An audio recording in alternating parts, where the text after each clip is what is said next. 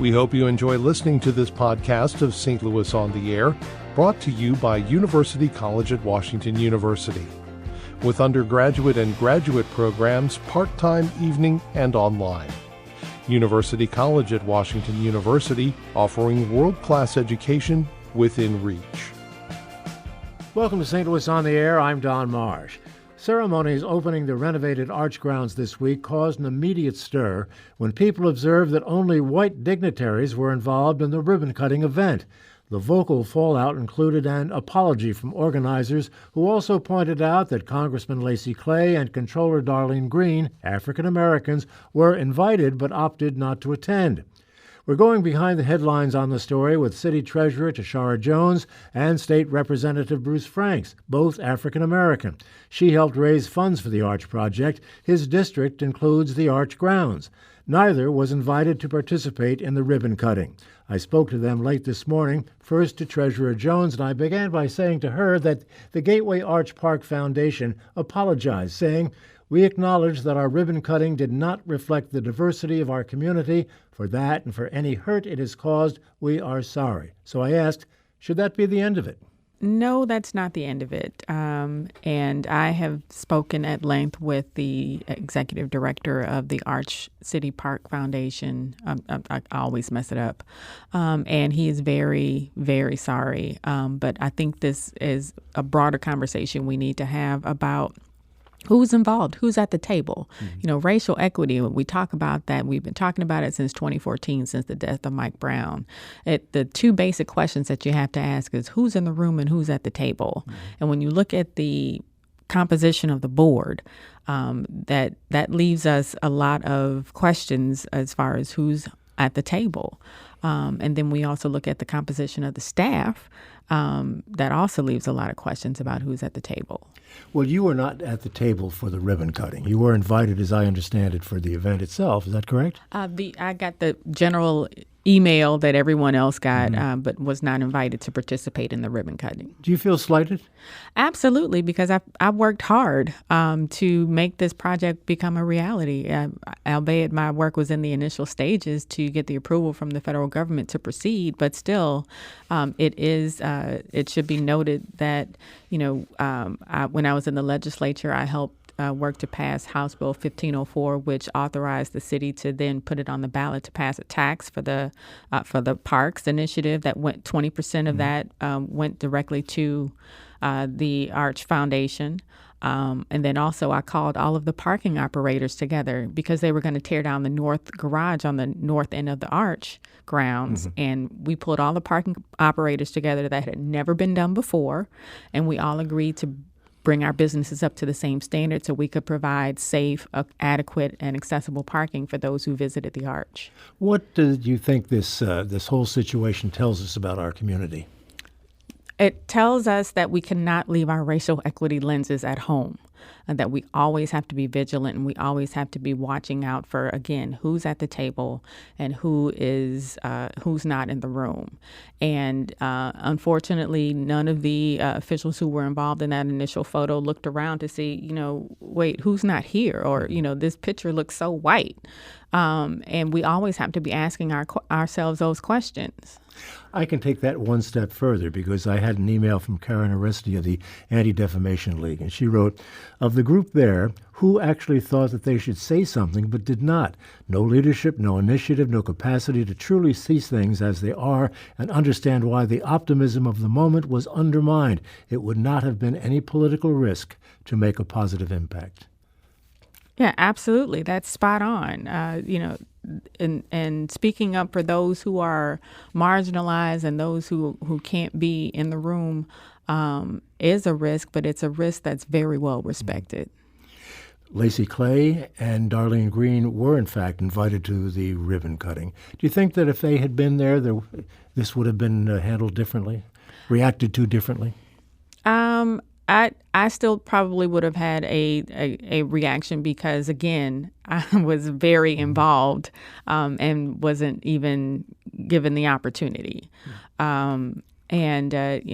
Lacy Clay, I understand, was on vacation and wasn't able to come. I don't know what Darlene's circumstances were. She did send a representative, but she was Right. not there herself. Right. But still, that's 2 out of 20 in our region. St. Louis City is 54% minority.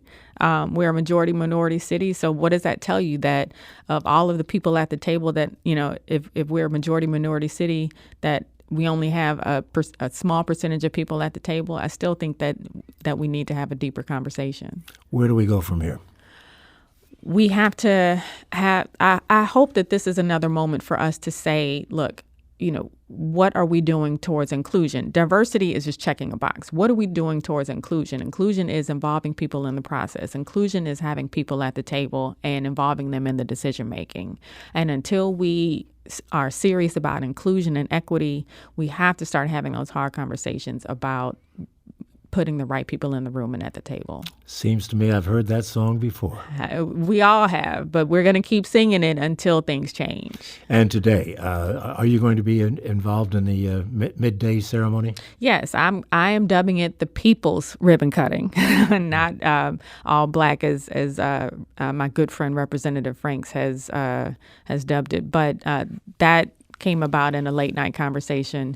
Since we've started planning it, we have involved members of all different communities of color to say a few words, and you'll see that the next picture, the do-over, will look totally different. We'll be hearing from him in just a couple of seconds. Yes. Thank you so much. Thank you.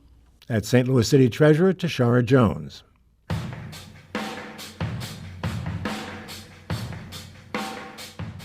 And here is Representative Bruce Franks. Bruce, are people overreacting to this incident on Tuesday? No, they're not. I think that it speaks to a bigger issue than just the picture. I think it speaks to a systemic issue of when we talk about representation and what representation looks like in the city of St. Louis. We live in a diverse community, and I think that should be reflected on many different levels, including when we have things as big as a ribbon cutting of a monument that represents St. Louis and might be, in some areas, the only thing that people know about St. Louis. So it's good to be inclusive to let folks know exactly how diverse our community is. Well, as I said to Tishaura Jones just a few moments ago, we've sung this song before about inclusion. Mm-hmm. And I guess we're going to sing it again and sing it again. Yep, and we're going to have to keep singing until they finally get the tune. Do you think you should have been there? So, I don't feel like it's a question of if I should have been there. I just thought it should have been a more representative leadership picture, to really speak to what our city looks like. It wasn't about me necessarily being there. It was about, if let's say that picture was like truly inclusive, right? My question wouldn't have been, oh, where was I? It would have, I would have been, I would have been happy that we had a picture that included everybody, that included our Latino community, that included our Bosnian community, included our black, leadership. Do you think the lack of inclusion was a slight or oversight? You know what? It's hard to say. I talked to Eric, and I don't want to say his last name because I do not want to butcher his last name, from the Arch Foundation. And he was very apologetic. He spoke up and he said, hey, whatever you guys, whatever we need to do to, get your voices heard, we're willing to do. So it seemed genuine. It seemed like a genuine oversight. And it seemed as if he was apologetic about it, and he had no excuses. He didn't try to make up excuses. He said, hey, we just screwed this one up. So, it's hard to say, but I'm going to take his word for it. But even if it's inadvertent or advertent, we shouldn't have to fight for inclusion in a city that's majority minority. I have a couple of tweets here I'd like to read to you and get a quick response to you. One is from Nikki, who writes, I am a white woman living in St. Louis. This makes me sick. Where is the diversity that I love about St. Louis? Totally disappointed in St. Louis leadership. Mm-hmm. And the fact that we had a lot of white folks, right? Like a lot of white folks were the ones who came out and were showing like the disgust for the picture and basically saying, look, where's the diversity? That gives you some insight that, hey, things need to change and we need to make sure that we're represented not only on these pictures, but on these boards, right? On these boards and commissions, that we have around the city that may have all white males on them, with the lack of diversity. So that particular tweet is one that was magnified so many different times via Twitter and Facebook. Another one here from D. Nichols, whom I suspect you probably know. Both literally and figuratively, the people featured in the photo of the event do not have the people behind them. More shamefully, they do not have the people amongst them. Yeah, I mean, I think it's true, especially looking at just the makeup of the picture and given the entire event where it's held. I mean, you're talking about the arch, but you're talking about a half a mile the other way, a mile and a half, you have the Cochrane, you have Preservation Place, you have economically distressed black communities that are represented by black officials. And I don't know, that picture, I said it yesterday, that picture just did not scream, we welcome you here. Yeah. What do you hope to accomplish with your riverfront event today? I hope to accomplish, one thing is that it's going to bring folks together. Whether people know it or not, we invited everybody. I mean, the mayor will be there. We invited all different officials. We invited community leaders from every part of the minority community to bring people together to show what inclusive looks like. But it's much more than a picture.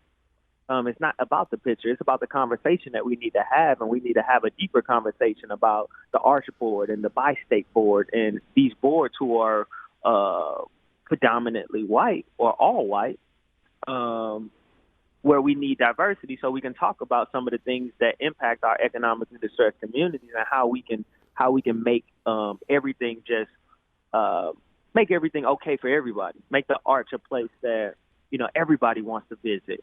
Make Bi-State a place that everybody wants to work for or be a part of, and that goes for every other board as well. Well, Bruce, thank you for being with us. I know you're busy. I hope you have a successful event this afternoon, and we'll see where we go from here. Oh, thank you, and I definitely appreciate it. Thanks. Thanks to St. Louis City Treasurer Tishaura Jones and State Representative Bruce Franks. This is St. Louis on the Air on St. Louis Public Radio, 90.7 KWMU.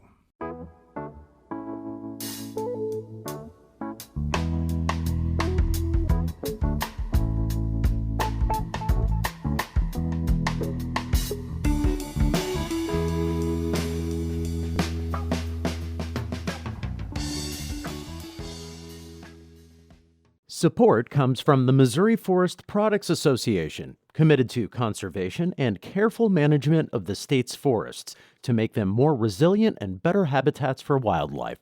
ChooseWood.com.